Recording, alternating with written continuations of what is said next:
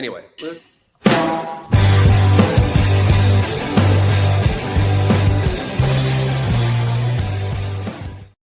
Ladies and gentlemen, welcome to A Minor in Reality. My guest tonight is the man of international mystery, Tom Truitt.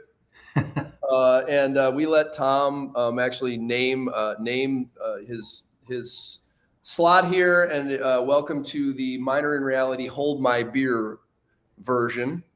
Tom, thanks for being with us. Listen, man, anytime you ask me to do something like this, you know the answer is going to be yes. You're one of my heroes. Oh, dude, come on, your check's in the mail. So right, tonight is I think that's the thing. Tonight's about you. You're the man who I think sits side stage. You know, you are an enigma. You're an international man of mystery, and I know a lot of people think very highly of you, and you've built an incredible career very quietly. And so I want to kind of talk about how you got there, and I'm really going to let you kind of start where you want to start, but I want you to start a little bit around the notion of, you know, who you're raised by informs who you end up as. So talk a little bit about your early life and your mom and dad and what they did, and then we'll just kind of go along the continuum and land the plane right about here. Man, how much time do we have? You got 3 days? As much time as you need, sir. All right. Well, I hope that your audience. I'll hurry along if you're getting a little long-winded. But I hope your audience enjoys the story, because it's a long, meandering path that I've been on. Hold my beer, baby. Let's go. And hold cheers. My beer. So right on. I hold my better than booze. Hey, look at that. Hey, let's talk about better than booze later. We'll get there. Yeah, we'll get there. Thank you for the endorsement. Right on. So where am I from? I grew up in Norfolk, Virginia, which is a Navy town, and I am third generation Norfolk, yet have no association with the Navy whatsoever. I just happened to, my family was there. My grandparents, parents, and I all went to the same high school. I am third generation Norfolk, and I pronounce that correctly. Anyone that has ever been from that part of Virginia understands that's the proper pronunciation. The joke is always, we don't smoke nor drink nor fuck. But nonetheless, hey, this is a G-rated show. You can't say fuck anymore. There's no such thing with Mark Montgomery involved with G-rated. PG-13 at a minimum. Yeah, that's a lot. But I grew up in Norfolk, and I went to UNC Chapel Hill in 1981. And go back for a minute. Okay, go back. Mom and Dad did what? We're not affiliated with the Navy, but what did Mom and Dad do? I'm the youngest of 5 kids. My father was an entrepreneur himself. He had his own insurance agency, a property casualty insurance agency, but sadly he died of cancer when he was 46 years old. Yeah. He left 5 kids, 1 in college, 2 in high school, 2 in grade school.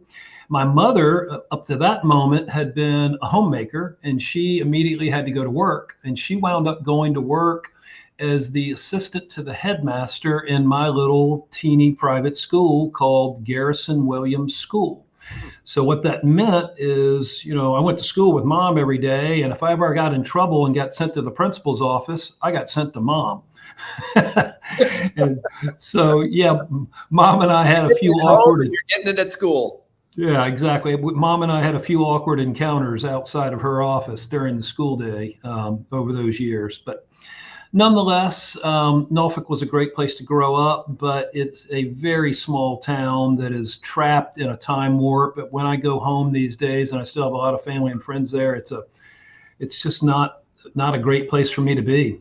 Yeah. There's nothing going on there. There's nothing new being built. And so I left there to go to college in 1981, and I came back after my freshman year only. And after that, I never went home again. And Mark, you'll love this. The first summer away was the summer of 1983, when I was selling books for the Southwestern Company, which you know a little bit about that company. Well, I know that company very well. They produce some of the best salespeople in the world. Well, I spent 3 miserable summers doing that, banging my knuckles on doors in Texas. It was absolutely awful, but it was very significant in terms of character development. And my real journey as a salesperson started with Southwestern. No denying that. Oh, yeah. Graduated in 1985. I had a dream of being a stockbroker, and my roommate, my senior year, his father was the manager of the E.F. Hutton office in Raleigh. And so being a, reasonably slick talking young salesperson, I went and interviewed with E.F. Hutton in Raleigh, only to find out they were not enthusiastic about hiring an English major with a 2.3 GPA. I don't know why. And so E.F. Hutton gave me high to me, Tom. I mean, aspirationally, a 2.3 seems high for my college years. Well, listen, I'm just poking fun at you. I majored in everything but school. I majored in beer and women and concerts and everything else that you probably shouldn't be majoring in. Well, hold on. You're going down a trail I want to go down for a minute. So concerts, right? And so music, how did music end up there? Because people don't consistently go to concerts unless music is in their blood. So where does music fit back there? So I have no musical ability whatsoever. I can't play, I can't write, I can't sing, but you'll never meet a bigger fan of the creator or the content than me. And I used to love to go to concerts. And I was, heavily involved in my fraternity. I was the social chairman for 2 semesters and booked bands, and just was totally enamored with music. And that's a significant. First concert? Pablo Cruz, a 3-hit wonder. But a great yacht rock band, right? Great yacht rock band. Exactly. Oh, yeah, those guys are yacht rock icons. Yeah. Find Your Place in the Sun. Pablo Cruz. And when you were booking in college, did you, a lot of universities have these activities boards. Yeah. Where did you participate there, or was it through the frat? Just through the frat. I didn't know about the activities board. I kick myself now for not, because so many of my friends in the music industry got their start booking bands for their schools. And I give advice to young people all the time. You want to get in the music industry while you're in college, start right there. Yeah, you're right. Yeah. Great launch pad. That's a great launch pad. So needless to say, when E.F. Hutton told me no thank you, they said one thing. They said, go get a year of sales experience and then come back. And so I interviewed with 2 big sales companies, Xerox and Procter & Gamble. And I did not get the offer from Xerox. I did get the offer from Procter & Gamble, which back in the day, Procter & Gamble was a really great brand. It was a wonderful. What year 1985. Was this? Okay, 85. So their big 3 were what? What big 3 products were they out in the world with at that point? Oh, Pampers, Charmin, Bounty. I sold paper products. They had a food division that was Betty Crocker, cake mixes. I mean, they had Crest toothpaste, Scope, loads and loads of consumer products. I was hired as a paper product salesperson in Richmond, Virginia, and I sold tampons, diapers, and feminine hygiene. So I knew everything about that region of the body. It was a great year of learning, but I realized 2 days into that job, that was not going to be my long-term career. Yeah. I only did it because I wanted to become a stockbroker. So on my 1-year anniversary, I called E.F. Hutton in Raleigh and I said, hey, I'm back. You told me to get a year of experience. Here I am. They said, come on. I said, not so fast. I don't want to live in Raleigh. I want to live in Atlanta. Can you hook me up, for an interview down in Atlanta, which they did. I promptly got the job. I loaded up a U-Haul and left Richmond, Virginia, and moved to Atlanta in the summer of 1986. Spent 4.5 great years single, running the streets of Atlanta. I was a stockbroker, smiling and dialing. If you guys have ever seen the movie Wall Street, that's exactly what I was doing, is picking up the phone, calling a complete stranger, trying to pitch them investment advice. It was a lot of fun. I made a very good living for a, reasonably well-educated English major from UNC. And then in the fall of 1989, Southwestern called. And Southwestern at that time was launching an executive search division of the company, a brand new company. And they asked me to come to Nashville and help them launch it. And I reluctantly said yes after a 6 month, back and forth, back and forth. But the deal that I originally struck with Southwestern was not to relocate to Nashville. I was only going to come here for 6 months to learn the business because I wanted to hightail it right back down to Atlanta to open an office, which they allowed me to do. However, I got to Nashville and 2 weeks later I met a girl, and we've been married for 33 years.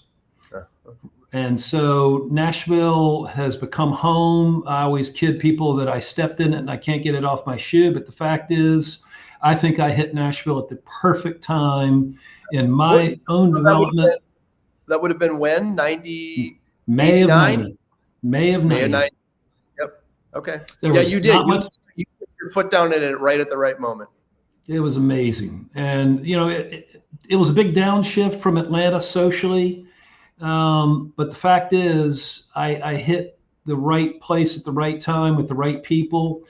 Fast forwarding, I spent 13 great years at Southwestern, and I built a very significant search company. I was employee number 3. And my book of business from 1990 to 2002 was really in 2 different sectors.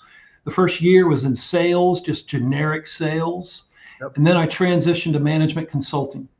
And from about 92 to 02, I was working, supporting or, recruiting for the likes of KPMG, Ernst & Young, Booz Allen, McKinsey, Bain, big management consulting firms.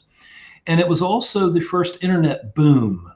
So in other words, so now we're kind of 99. Can I back up and ask a quick question? Yeah. Who was in Southwestern when you were there? Who ran it? Was it Henry? Henry at the time was the CFO of the company. The grand poobah was Spencer Hayes. Okay, so you worked for Spencer, and then didn't Henry end up CEO? Yeah. Henry replaced a man named Ralph Mosley. It was Spencer, Ralph, and Henry. And did you work under 2 of those regimes? When I left in 2002, Henry was still the CFO. He had not moved up. Henry didn't become the CEO until probably about, 2012 or so. I'm guessing. I don't know. Yeah. All right. Anyway, sorry. I like that. To your point, that company, I have great admiration for that business. Listen, it is a fantastic company. It teaches raw sales 101, and what do they sell now? What are they selling? Do you know? Yeah, they finally pivoted online. They no longer sell, 10 pounds of paper door to door. They now sell essentially an online homework tutoring service.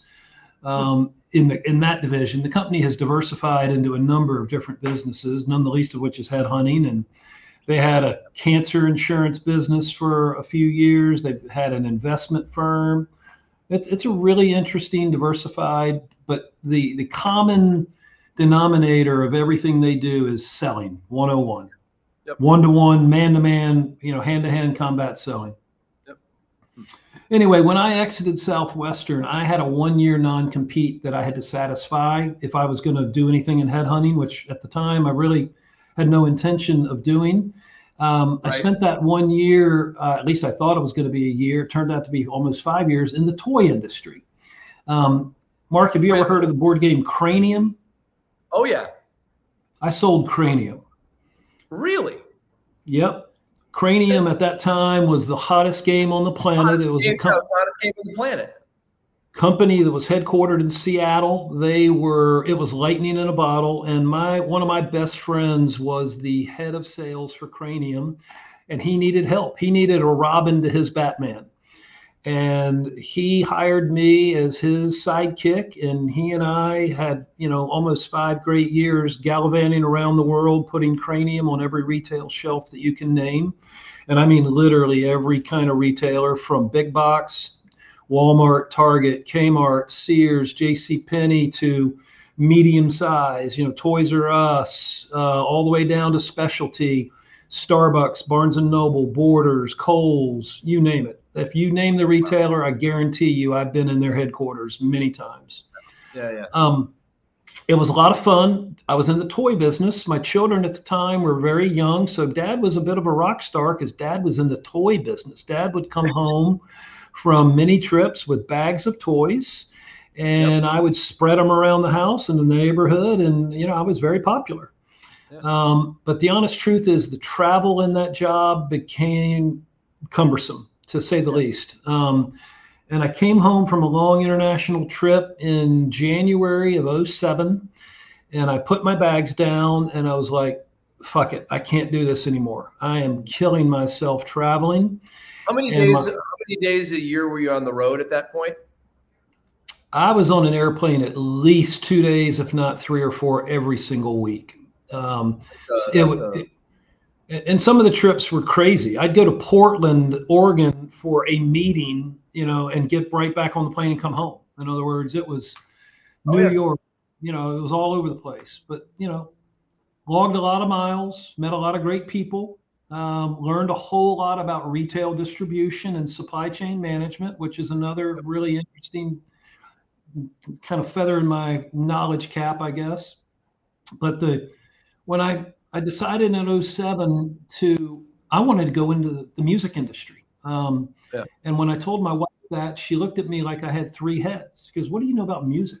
It's like, well, really nothing, except I'm a huge fan and I want to make my living going to concerts. At that, point in my life, I had been to about 40 Grateful Dead concerts, and Mm-hmm. I was enamored with everything that I saw around the whole Grateful Dead world and the scene. And I was like, I want to make my living doing this. And so, what does a headhunter do that knows nothing about the music industry but start taking meetings with really smart people who do know about the music industry? And the first person I met with was a guy named Dan Anderson. And Dan Anderson told me, Tom, you need to meet this guy named Mark Montgomery. He has started a kick ass company called Echo Music. Do you remember when I came God. calling on you?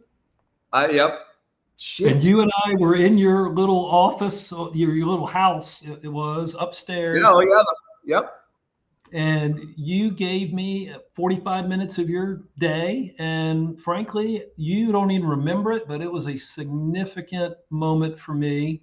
And honestly, I became the chairman of the Mark Montgomery fan club Oh that day. Jesus Christ. We can't go down that road, man. But look. I do remember you coming in, and I remember what I remember was, oh, that guy's gonna figure it out, right?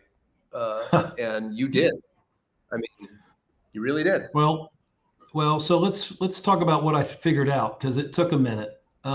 Yeah. I You got it. Oh, so yeah. I was taking meetings with people like you and Scott Hendricks and Randy Walkler and anyone, Dan Anderson, Scott Safford. These are all people that work on Music Row, and they were willing to meet with me. And the first question I would ask every one of these executives was, who are the go-to headhunters in the music industry? Because if I'm going to find a job, I need to find that guy or that company. Who is it?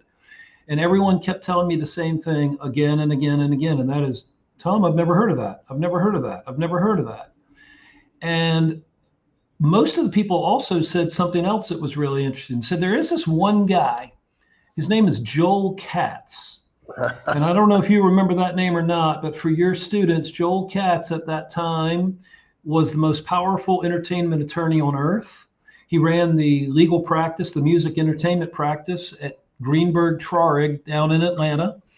And Yep. everyone in this town, Nashville, told me I needed to meet Joel Katz. So what did I do? I called Joel Katz and I called him up and I said, Joel, I am launching or considering launching a business in the music industry. Everyone up here in this town tells me I need to talk to you. I'd like to come meet with you. And he was like, yeah, kid, no problem. Let me set something up for you. And the next thing I hear on the line is one of his many assistants who books a meeting for Joel and I to get together 3 weeks hence.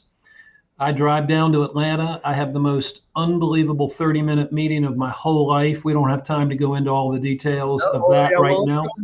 go into pause. You can't blow by that one, right? So you're talking about a music industry icon, and you're talking about the meeting, the simply the pinnacle of meetings of all meetings, that was 30 minutes with Joel Katz. You got to unpack a little. We don't have to we don't have to go into disclosing any private information. However, tell me about that, because I would imagine that had to be a lot. If I could film 30 minutes of my career, it would unquestionably be the 30-minute meeting I had with Joel that day. First off, I walk in, I'm shaking like a leaf. I'm as nervous as a whore in church. I'm like, why am I there? And Joel's office, the four walls of his office literally are the size of a tennis court. He has a massive office. And there's all these really cool, different environments in the office. On one wall is a bar that is stocked better than the Hotel Jerome bar in Aspen, Colorado. It's got, 200 bottles of top shelf liquor. He's got all these big chairs and sofas and bowls of candy. I'll never forget, he had giant bowls of candy. And I don't mean like, Hershey's Kisses. I'm talking about big ass Hershey bars. Yep. Boxes of M&Ms. It was crazy. And Joel's at one end of the office. He's on the phone, and I walk in, and Joel has 3 assistants, at least 3 that I met, and they are Playboy centerfold quality models. Miss April, Miss October, Miss December. And I'm walking into this, and I sit down, and I'm looking at the walls, and there's pictures of Joel with every rock star on the planet: Mick Jagger, Bono, James Brown. And I'm like, what in the hell is going on here? I've been in that office, by the way. It's meant to impress, and it certainly does. Oh, it blew me away. And it impressed and intimidated. Of course. Exactly what it was meant to do, right? Anyway, he wraps up the phone call at the other end of the office, the other side of the net of the tennis court size office that he's in. And he comes walking down the little area, and I immediately go, oh my God, I got a problem. I got to stand up and shake this guy's hand. Joel is conservatively Danny DeVito's stunt double. He's 5'3", 5'4", maybe. I'm 6'3", so I stand up to shake his hand, and it's like, it was weird. Needless to say, we sit down. I tell him what I'm going to do in 5 seconds. And for the next 29 and a half minutes, Joel tells me the Joel story. And he goes on and on and on, telling me all the money he makes, the cases he's tried and won, and just it's like a machine gun coming at me. And I'll leave it there, but there was more to it. But I left there essentially with Joel's blessing to launch Music Row Search. And to the day that he died, which was unfortunately about a year ago, Joel was a confidant and a friend and someone I could call to when I needed information or a phone number for somebody. He would respond to my texts very quickly. I don't know why he took a liking to me, but he did. And I will always be grateful to him and for what he did for me. And he'd probably say, oh, I didn't do anything for you. Yes, he did. So yeah, everybody needs guys like that in their life, right? Guys and girls like that. Everybody needs those people. Frankly, you're that. You are a very powerful person that intimidates a lot of people, but for some reason you took a liking to me, and to this day you've been very helpful to me, and the answer is always yes when I come to you, which I will always appreciate that and be very grateful for that. Well, it's easy. One of the things that I have always appreciated about you is you carry this very simple quality that is lost on many people, which is you do what you say you're going to do. And that's a hard thing to find, and it's more I think it's more valuable than people give it credit for. And Joel, when you think back to Joel for a minute, right? Loyalty. There were several sort of things that you knew who you were dealing. You can explain it as well as anybody, right? If you had that level of relationship with that guy, and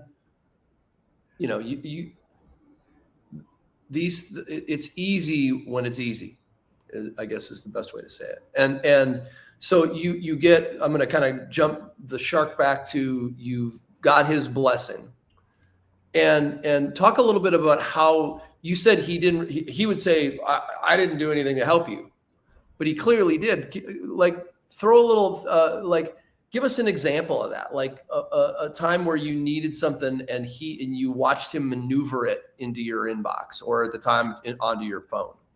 That's a good point. It was never that overt. It would be, hey, Joel, I need a phone number. Joel, I need an email address. I need to get to somebody. Can you help me out? He goes, yeah, no problem. And literally 10 seconds later, he'd text me that phone number or that email address. And as a headhunter, that's the key to the kingdom. In other words, I got to have access to people. And the way to access them is either directly on the phone or vis-a-vis an email. And he was always willing to provide that, no matter who it was or how powerful that person may be.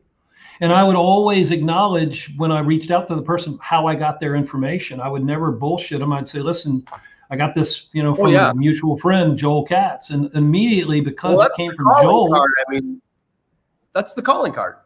Yeah, exactly. Talk a little bit about, so you're touching on something that we talk about a lot in A Minor in Reality. And we actually, it's an exercise that if you do the actual class, it's an assigned exercise called Mission Possible.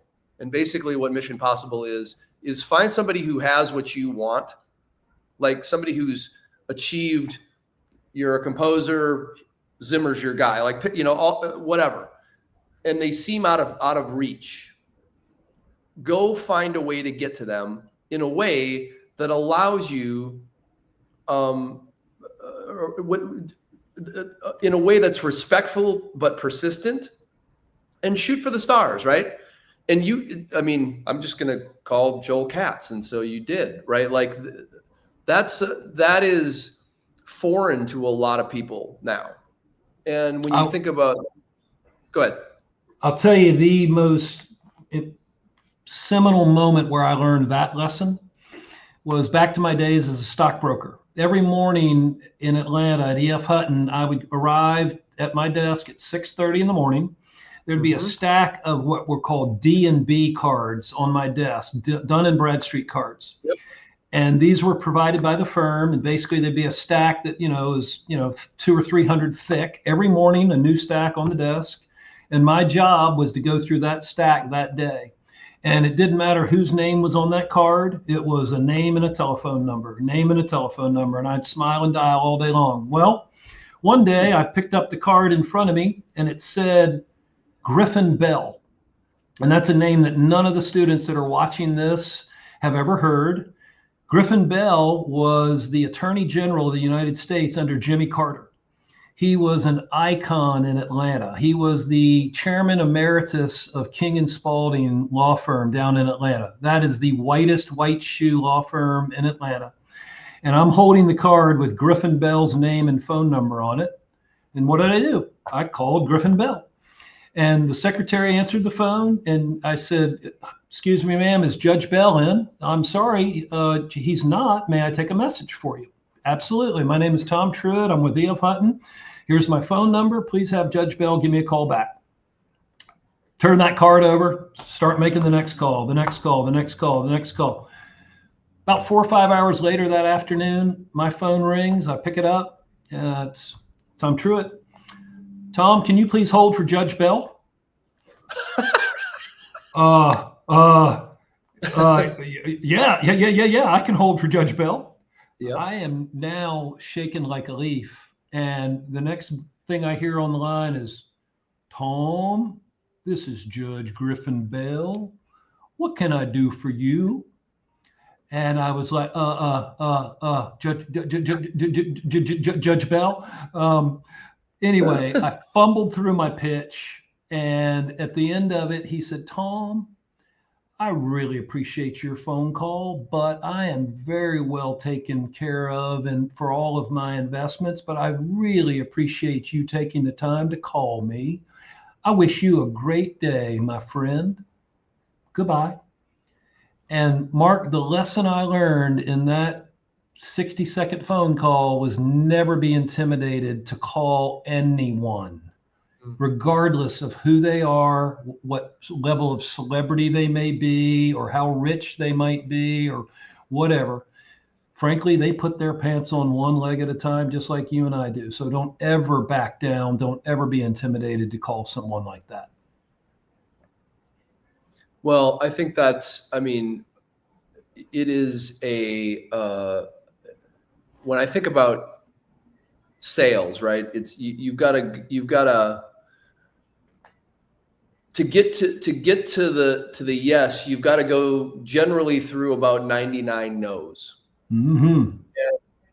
You know the odds, right? And you think about what you learned on the Southwestern hand-to-hand combat, right? I sold Kirby vacuum cleaners door to door in college. That's a lot of no. That's a lot of sure. Like, and it's interesting. The notion of a salesperson is can be regarded negatively, right? And when you think about what you're really in a way still doing it. Now you have I'm going to kind of fast forward a little bit. You've got the blessing from Cats. You launch Music Row Search, and now you're making these calls and you're building a great business. So talk about how you went from that to where you went next. So this is the first example of hold my beer. This was the summer of 2007, and the company is called Music Row Search. Call it what it is. I'm a headhunter in the music industry, and in order to launch my business, I needed a search. In other words, I didn't have a search to work on, so this is when I really start smiling and dialing to anyone who would talk to me. Hey, you know anybody hiring? You know anybody hiring? You know anybody hiring? You know anybody hiring? Finally, this guy named Scott Safford, who at that time was a young attorney on Music Row, I called him up and said, you know anybody hiring? He goes, yeah, one of my law school roommates works for Beyonce's management company down in Houston. They're looking for somebody in their like digital something or other, is what he said. I was like, really? What's his name? What's his phone number? His name was Brad Turcotte. I got Brad Turcotte's phone number. Yep. And I called Brad out of left field, and I said, Brad, you're our mutual friend up here in Nashville. Scott tells me you guys might be looking for a digital marketing executive. Put me in the game, coach. Brad gave me my very first search. And what was going on in the music industry in 2007 was what I refer to as the digital migration. Mm-hmm. Everything was being digitized. The iPhone had not come out yet. The iTunes store had just launched, but everything was being digitized, which meant every search that I touched for the first year of my career had the word digital in it. And remember, this is 2007. Yep, I have a really good year. Still early, right? It was still early. Oh, yeah. Oh, yeah, nobody could figure it out. Napster hadn't launched yet. But anyway, here's the reality. I had a really good year in 2007. I had the start to a really good year in 2008. And then when the recession of 2008 hit in the summer of 2008, good night nurse. It was like a light switching off. All the searches that I had underway were canceled. Yep. All the search discussions I had underway were, done. And so I went from feeling really good about myself to almost overnight going, oh shit. And my wife was on me like a cheap suit because, I had 2 children in private school. We had a big mortgage, and I needed to figure something out really quickly. And instead of feeling sorry for myself for more than about 3 or 4 days, I got a phone call from a guy in August of 2008 that I hardly knew. And he reached out to me because he wanted me to come see a video being shot. He didn't tell me what it was. He just said where it was and when it was. And I was like, all right, I'll be there. Got nothing better to do. My search business has gone to hell. Sure. So I'll never forget this. I go to what I think is going to be a large video being produced, meaning music video, lots of women and pretty pretty, craft services and equipment and people and activity. I mean, it was nothing like that. I was in a dingy little basement in Antioch or Brentioch, which is a suburb of Nashville, Yep. about halfway to MTSU. And it's two guys from the band Sawyer Brown. Remember that band? Oh, yeah. One of them's named Mark Montgomery, nonetheless. Strangely. Yep. Yep. And they are standing in front of a green screen at one end of the room, and they are dressed in Christmas attire. It's August. It's hot as hell outside. And I walk into this, and I'm like, what the fuck is going on here? Why did you invite me to this? And the guy who invited me basically said, sit down and shut up and watch. And I'm like, okay. Like a scolded schoolboy, I go sit in the corner and I watch these guys from Sawyer Brown, and they're going through take after take after take of this video that's only a 60-second PSA, but the video has two purposes. One, they are thanking their fans for 25 years of support. It was their 25th anniversary. Yep. And they were going to announce a Christmas CD, ergo the elf outfits they were in. Literally, were they wearing elf outfits? They looked like cast members from Elf. They did. It's crazy. Anyway, after seemingly 40 different takes of this video, they get the one they want, and they come over to me and they say, "Well, Tom, the reason we invited you is we need your help." Oh, what can I do for you? Starving entrepreneur that I am. We need to get this video edited and distributed to country radio station program directors. Can you do that for us? Absolutely. Mark, I had no idea how the hell I was going to do that. Hold my beer. Exactly. Cheers. So I start working on that. And about literally 2 weeks into that little project, the light bulb went off in my head. And that is, we got a green screen video.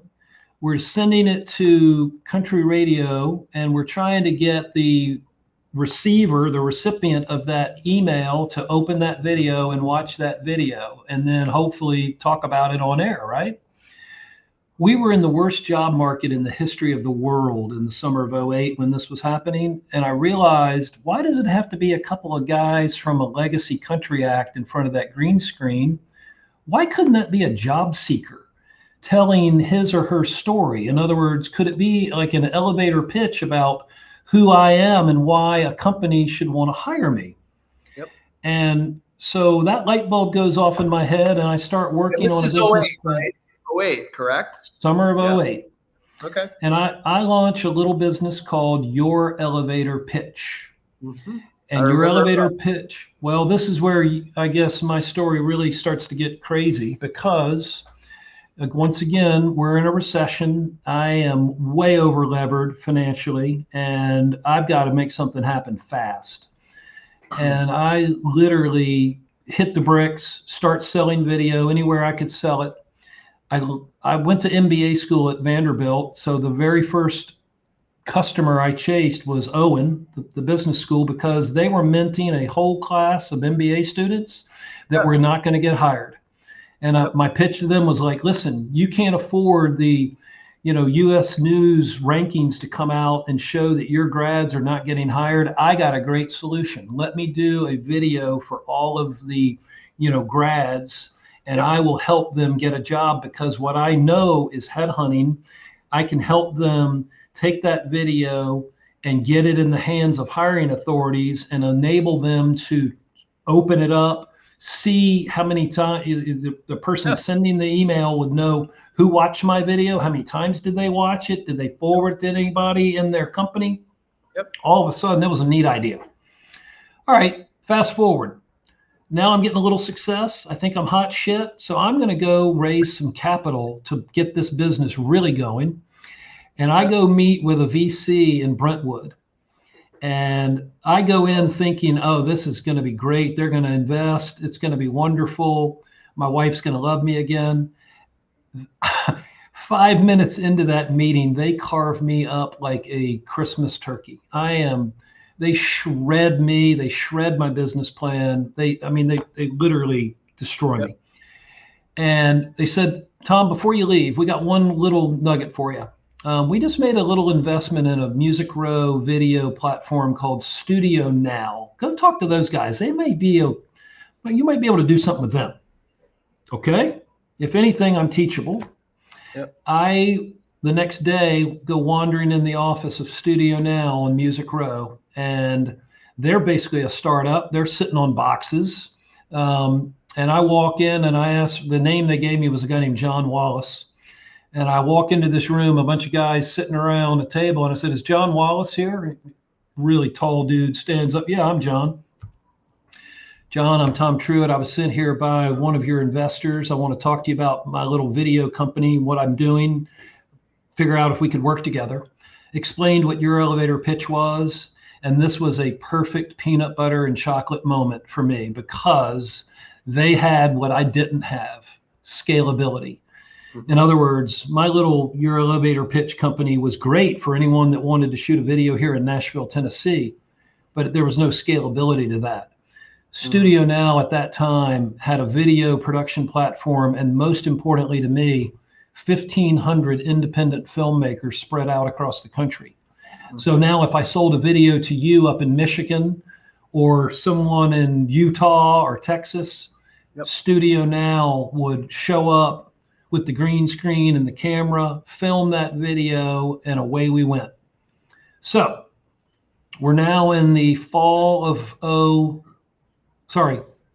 we're now in the summer of 2009. Yep. And things are going really well. I'm starting to sell a reasonable amount of video. We're making a little bit of money. I'm putting a little bit away. Most of it's going right back into the business. And then one day I get summons to a meeting with the president of Studio Now, and I'm thinking, oh shit, what's this about? Are they going out of business? Or is half of my business up in flames? And basically the meeting was a pitch for me to potentially become the head of sales at Studio Now. Mm-hmm. And I was like, huh? I didn't know what to say, but I said no. And the reason I said no is I knew I had a great idea. I knew I had momentum. It was my entrepreneurial dream, right? Things were going well. Yeah. I went home and told my wife about it. And she basically said, you are a stupid idiot. Are you kidding me? They're going to offer you a salary and benefits. We should get your wife on camera for this part of the story. She's upstairs. It'd be a first. Hey, listen to you students out there. They're smarter than we are, okay? Yes. Admit Amen. it. Amen. Women should run the world. We should have a woman president by now, but we won't go there. Anyway, in my house, my wife is a lot smarter than me. Anyway, I cut a deal with her. I said, honey, her birthday is Halloween. I said, if we don't have a certain amount of money in our checking account by your birthday, I'll take that job.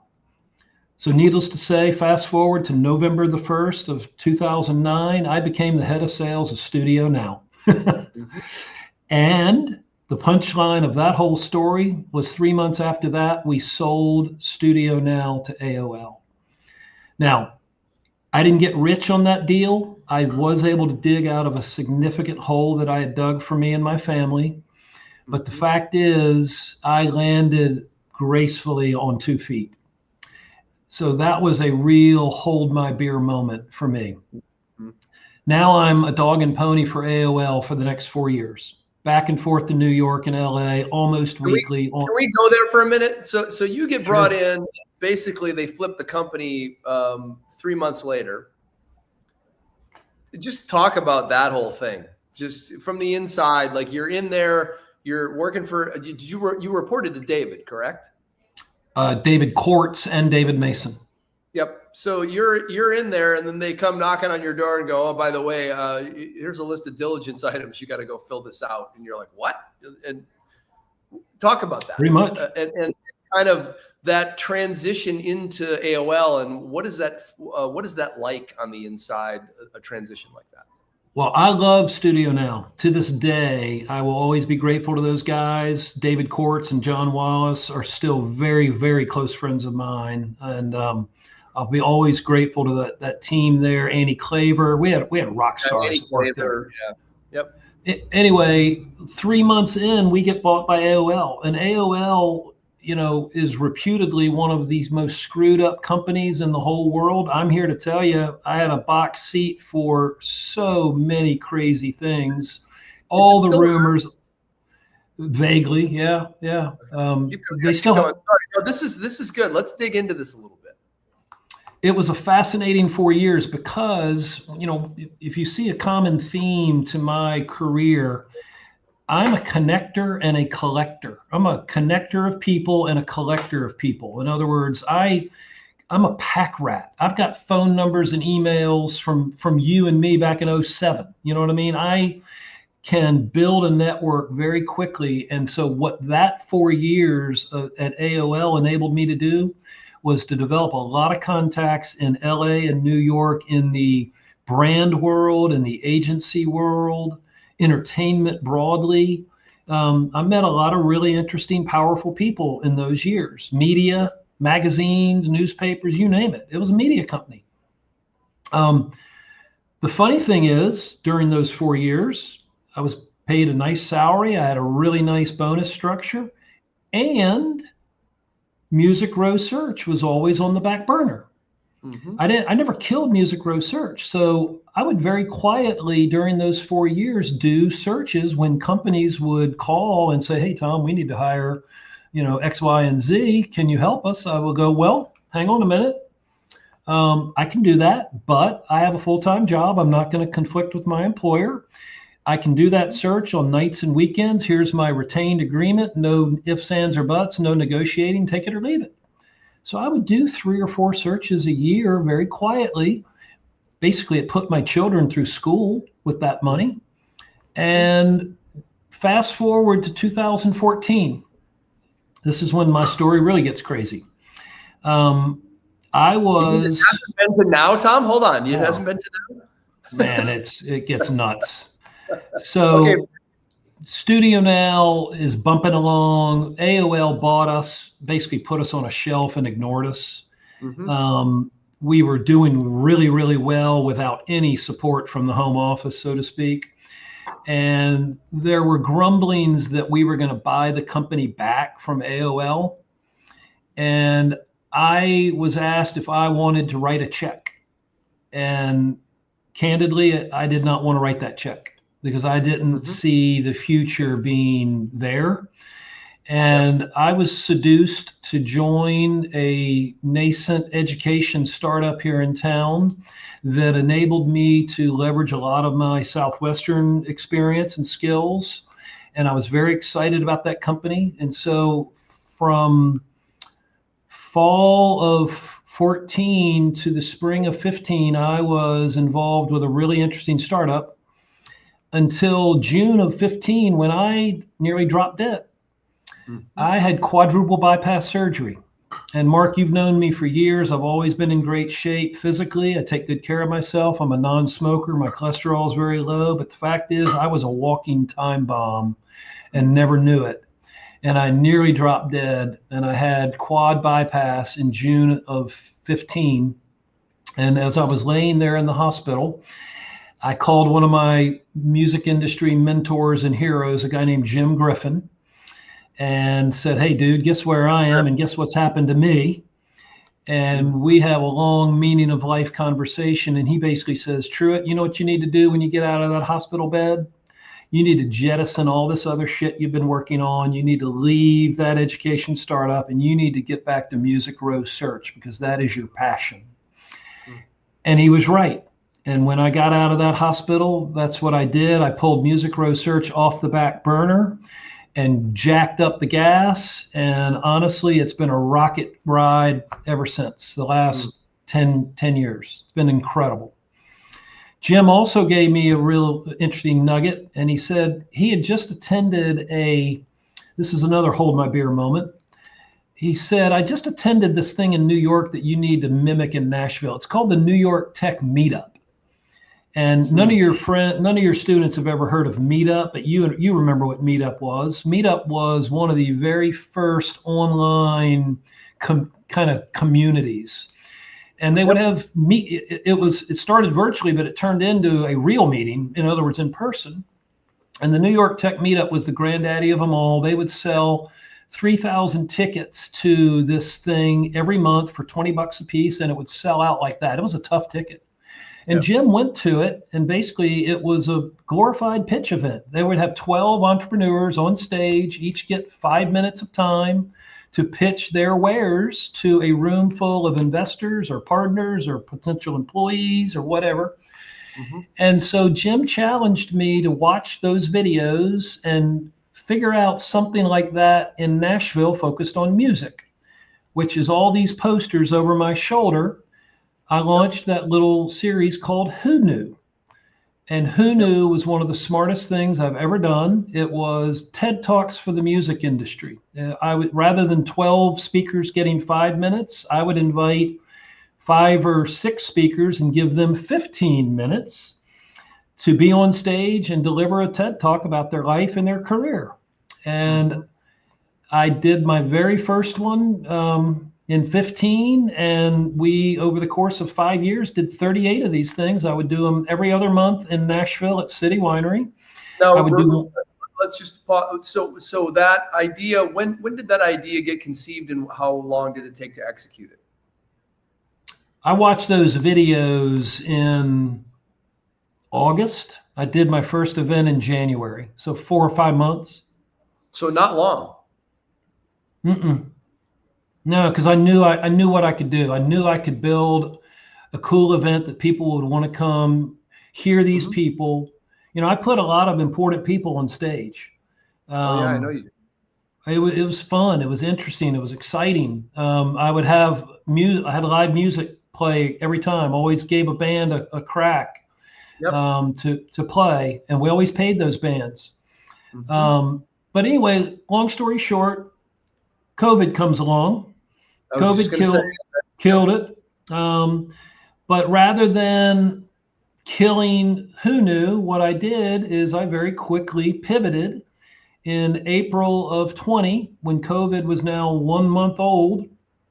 I decided, well, you know, we're not going to be doing any live events anytime soon. Why don't we try something online? And I'm not going to be able to get 5 or 6 people to logistically get on stage and deliver a TED Talk. I'm just going to turn it into a one-on-one conversation. And I'm going to change the name. I'm going to call it The Smartest People in the Room. And I did my first one in April of 20. And keep in mind, we used to have at any Who Knew event at City Winery, 200 or 300 people buy a ticket. Online, we could have 1,500. It was crazy. And so we did our very first one. It was on Twitch, because Twitch was having a moment at that time. And, you know, I think we had about 500 people sign up for that very first one. We're like, whoa, well, let's do that again. Can I pause you here for a minute? So was that culled out of your Rolodex, right? In other words, the starting point for that, was it the ticket buyers for the in-person combined with your Rolodex? Like, how did you come up with that base list? Great question. Like I said earlier, I collect people. I collect email addresses. I've got thousands of email addresses. So it wasn't hard to get the visibility for that first event. And then what I've done over 250 events now is I collect email addresses every week, because every week I get another, in some cases, maybe only a dozen new addresses, in some cases, 100 new addresses. So my Rolodex of music industry contacts over the last 5 years on the back of Smartest People in the Room has expanded exponentially and globally. So, Mark, there's a few hold my beer moments in there that we glossed over. Let's pick a couple. Go back up and grab a beer and tell me about it. Well, the first one, and you're going to love this one, and every time I see him, I hug him and we laugh about it. It was Bart Herbison. You know Bart. Oh, I know Bart well. I love Bart. Bart is one of my heroes. Bart, for your audience, runs the NSAI, Nashville Songwriters Association International. Bart is the songwriter's best friend. one of the most effective lobbying groups in the United States. Yep. Bar none. Because of him. Yep. I met with Bart when I was launching Music Row Search. I was introduced to him like I was introduced to you, and I went to his office on Music Row, and I was like, "Hey man, I'm launching a headhunting firm focused on the music industry," and he was like, "Good luck." I mean, he was not encouraging in the least. But I proved him wrong. And so when I launched Who Knew, one of the very first people I called on to speak at a Who Knew was Bart. And Bart laughed me out of his office because, Tom, no one's ever going to want to come to that. That's a stupid idea. Move on. Really? And he did. And we laugh about that all the time. He didn't think Music Row would support it. He didn't think it was interesting. He thought it was kind of stupid. But he freely admits he was wrong, and I gently remind him of that frequently. Like I said, he's a dear friend. You got to remind Bart sometimes. He is a dear friend, and he owns it. I mean, in other words, he goes, "Yeah, I told you were full of shit. You shouldn't have done that. I was wrong." So those are a couple of examples, and back to the idea of hold my beer, and I mean that when you and I talked about doing this, and I said hold my beer, I meant it in a way because you hear people say hold my beer, I'm going to do something audacious, or hold my beer, I'm going to do something stupid or crazy. Yeah.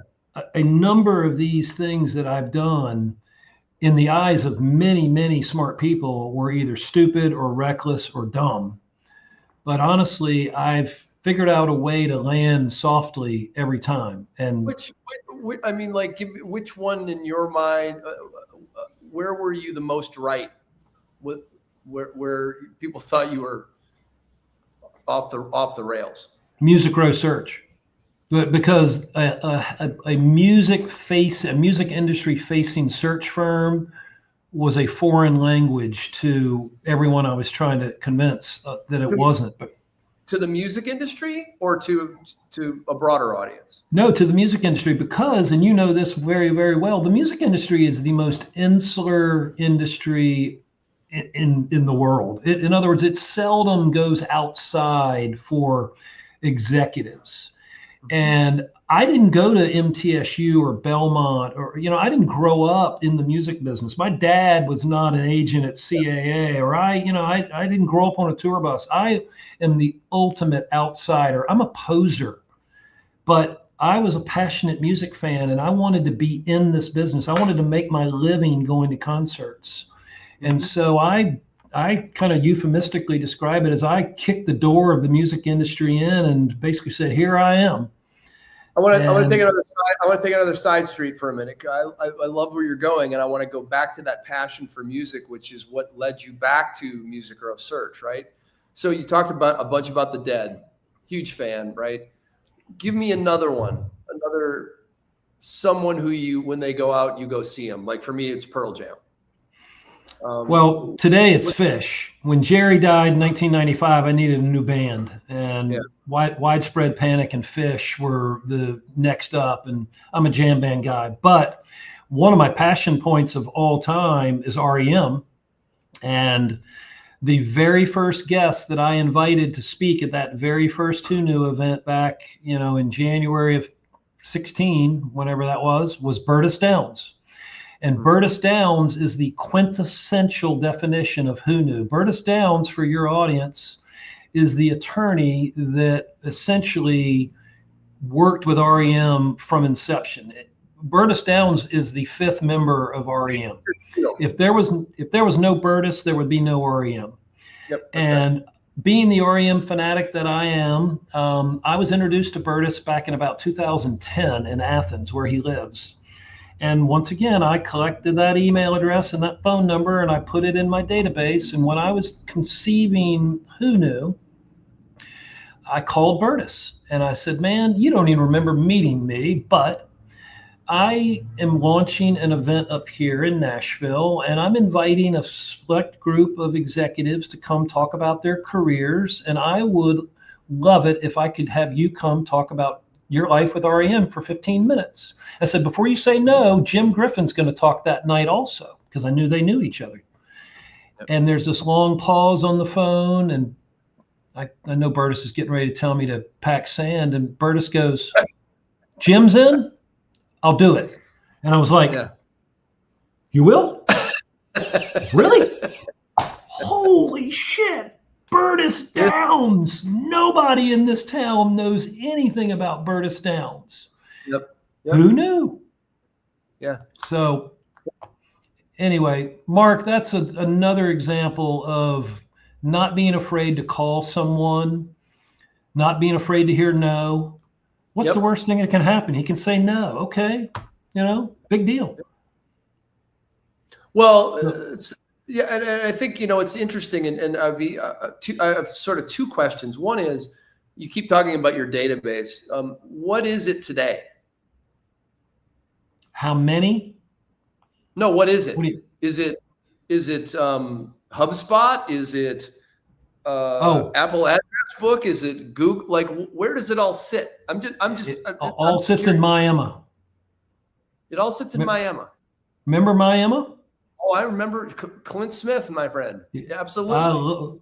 Clint's another great hero of mine. Oh, he's amazing. Yeah, I have all of my email addresses in Miami, and that's how I communicate with my audience when it's smartest people in the room oriented.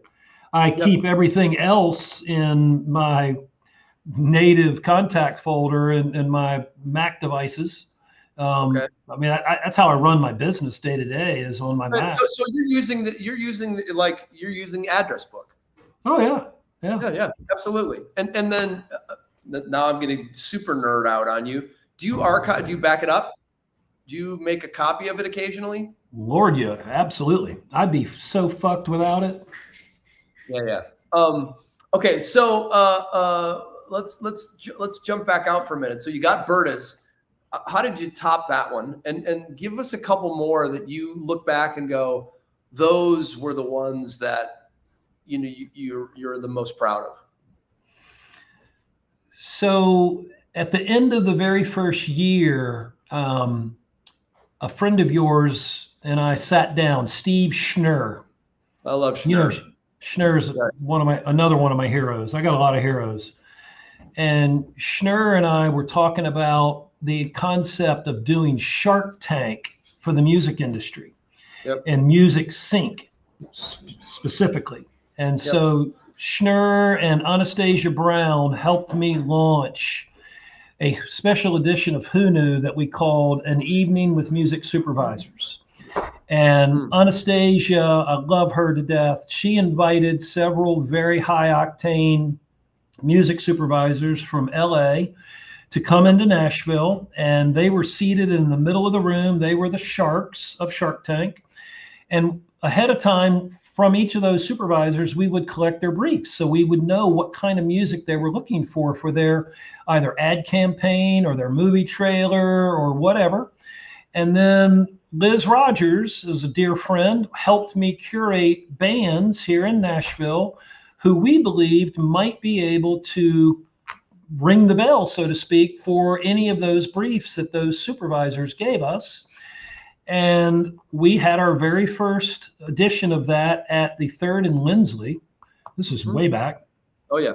It was one of the coolest nights I've ever been involved with, because we had bands come up, perform a song cold, get real feedback from real supervisors right there on the spot. And basically deals were done right there on the spot. We had an artist named Sonia Lee. I don't know if you know that artist here locally. Sonia Lee, right there on the spot, got a song accepted into a video game right there on the spot. And we're like, holy shit, did that really just happen? I mean, here's an artist who's just starting out, got a sync in a video game. I don't know how much money she made from that. Maybe not much, but it was a huge moment for her. And it was a really big moment for Who Knew. A couple other ones that I was really proud of. As the platform got a little bit older, maybe third or fourth year, I did one featuring Steve Cropper.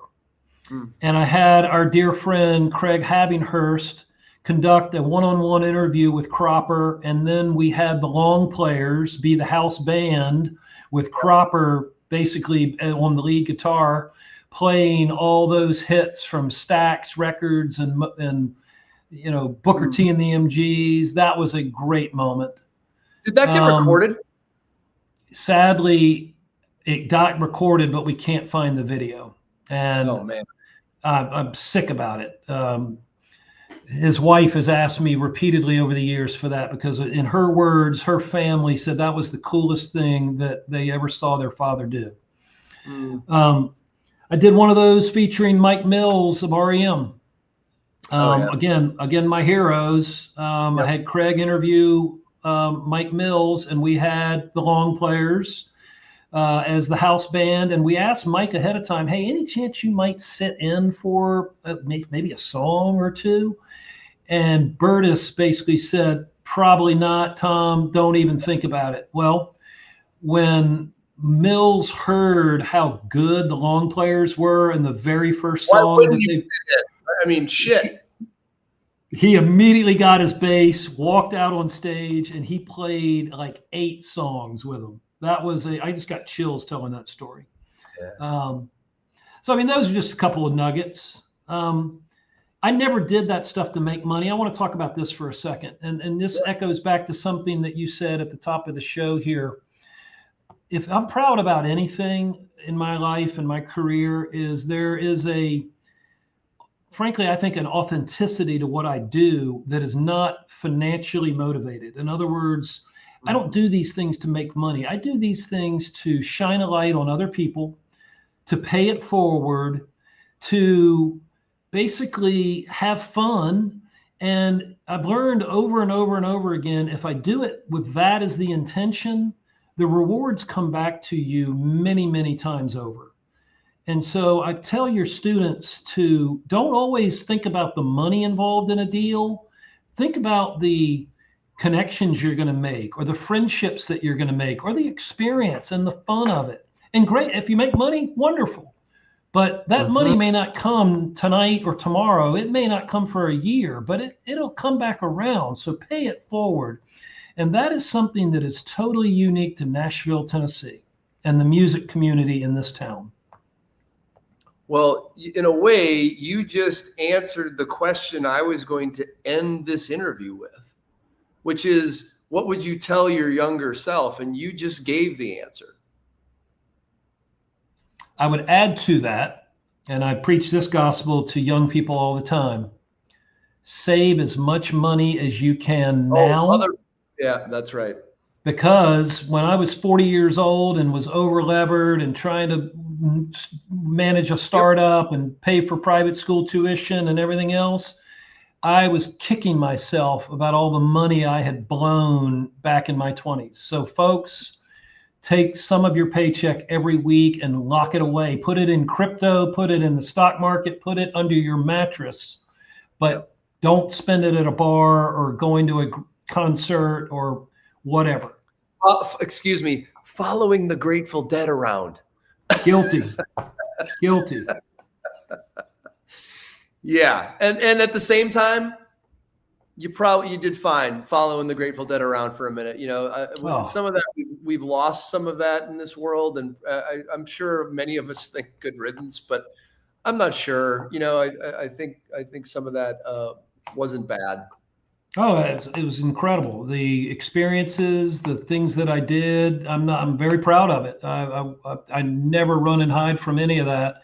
And here's one thing that's really interesting now. I've been in the music industry for 18 years.